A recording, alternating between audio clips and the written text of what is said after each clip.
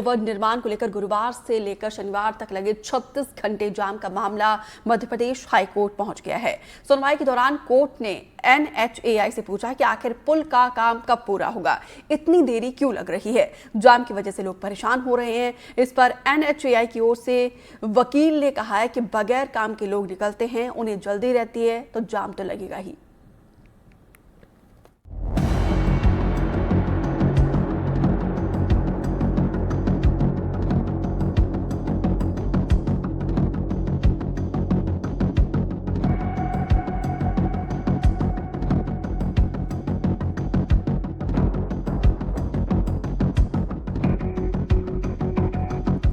हम आपको जामराज के दरबार में NHAI के पेशी की कहानी सुनाने वाले हैं। 40 घंटे इंदौर देवास रोड पर 40 घंटे का महाजाम, मतलब इतना वक्त तो कोई मुंबई से पटना ट्रेन से पहुंच जाए 1800 किलोमीटर का सफर तय करके, लेकिन इंदौर से देवास 40 किलोमीटर नहीं जा पाया।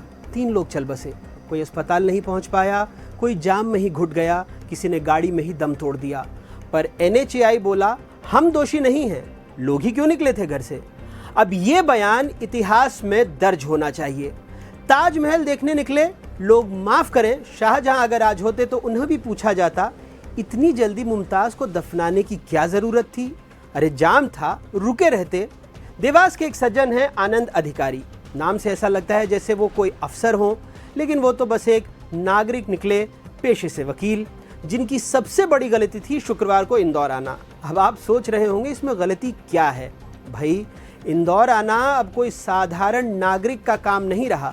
इंदौर आना अब एक साहसिक यात्रा है जिसमें जीवन, धैर्य और पेट्रोल तीनों की परीक्षा होती है। और यदि शुक्रवार हो तो समझिए राहु काल में मंगल यात्रा।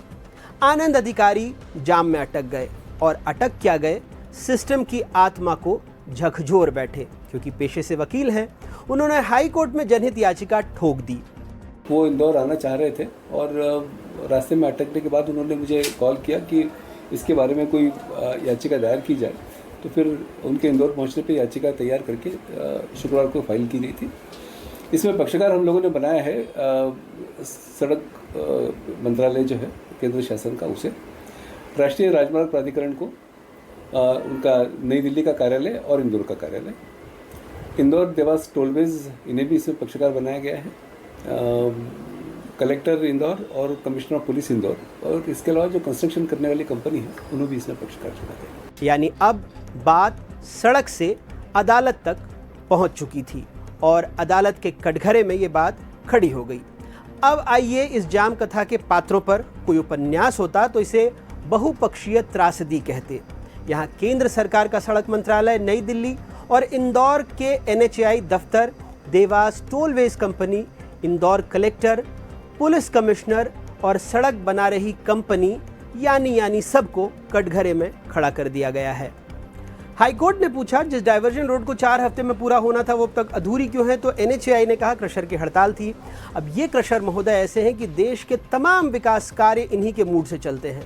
हड़ताल भी 10 दिन चली, लेकिन काम रुका 3 महीने और बहाना बना संकटकालीन यथास्थिति। शायद हमें विकास नहीं चाहिए, हमें बहानों का स्थायित्व चाहिए।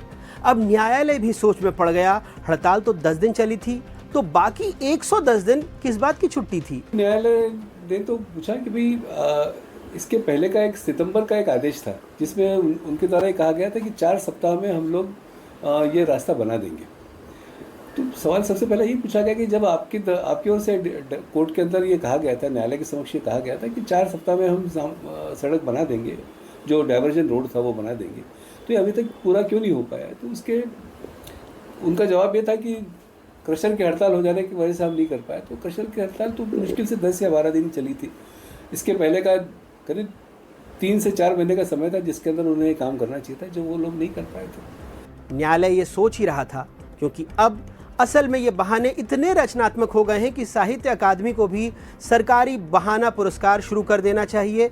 हर साल NHAI टक्कर जरूर देगा।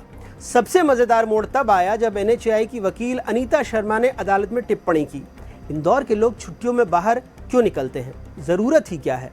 ये टिप्पणी NHAI के वकील की थी। सर, NHAI द्वारा के एडवोकेट द्वारा एक तर्क रखा गया था कि जो इंदौर के लोग हैं वो छुट्टियों के दिन बाहर घूमने जाते हैं, वहाँ पे मॉल्स बन रहे हैं, तो बाईपास पे जो है लोड जो है बढ़ता है।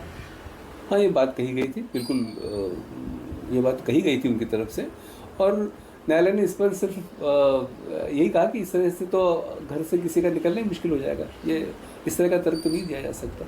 वाह, यानी अब जनता की गलती ये भी हो गई कि वो छुट्टी में घर से बाहर क्यों निकले। यानी अब नागरिकता मिलने के बाद ये भी लिखवाना होगा कि मैं केवल कार्यालयीन कारणों से ही यात्रा करूंगा, अन्यथा होने वाले जाम, मृत्यु, क्लेश और मानसिक आघात का जिम्मेदार स्वयं रहूंगा। कोर्ट ने NHAI, collector, toll company, police commissioner और सड़क बनाने वाली कंपनी को पार्टी बनाया है। लगता है अगली सुनवाई में महाभारत की सभा जैसा दृश्य होगा। कृष्ण नहीं होंगे पर हर कोई कहेगा मैं निर्दोष हूं, दोष तो जनता का है। कलेक्टर बोलेंगे सर्विस रोड कमजोर बनी। वाह, ये भी क्या बात कही। अब तो इंजीनियरिंग कॉलेजों में नया सब्जेक्ट पढ़ाया जाएगा, कमजोर सड़कों की मजबूती पर टालम टोल अध्ययन। 3 मौतें हुई पर NHAI के प्रोजेक्ट डायरेक्टर बोले ये कोई भ्रामक सूचना है, कोई जाम से नहीं मरा। जैसे कोई नदी में डूबे तो कहा जाए नदी नहीं डूबोई, आदमी ही ज़्यादा पानी में गया था। अब आज के दिन में, आज के समय में किसी के पास इतना समय नहीं है कि वो फालतू में रोड पे घूमे। और NHAI से मेरा कहना है, मैं उनकी इस बात की निंदा करता हूँ, क्योंकि मेरे बड़े पापा थे, उनकी जान बचाने के लिए हम सड़कों पर उतरे थे, ना कि घूमने निकले थे। और अगर NHAI के साथ अगर ऐसा हुआ होता तो उनको समझ में आता। मैं उनकी कड़ी निंदा करता हूँ, ऐसे शब्द का प्रयोग उनने किया। हरिशंकर परसाई होते तो शायद कहते मौत से पहले पोस्टमार्टम फॉर्म भरवाया जाएगा जिसमें मृतक को स्पष्ट करना होगा मेरा देहांत किस कारण से हुआ और किसकी मर्जी से हुआ। अदालत ने अगली तारीख 7 जुलाई दी है। तब तक सभी पक्षकार गंभीरता से जवाब तैयार करेंगे। यानी जनता के जीवन मरण का मामला है और जिम्मेदार संस्थाएं संपूर्ण उत्तर कुंजी खोज रही हैं। सड़क बने ना बने, बहाने तैयार हैं। मौतें हों या जाम, गलती जनता की ही है।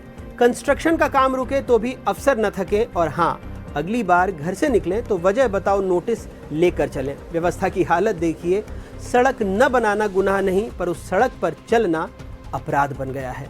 नतीजा ये है, जनता जाम में फंसी है, सिस्टम जवाब में फंसा है, कोर्ट सवालों में फंसा है और विकास वो कहीं बाईपास से डाइवर्ट हो गया है।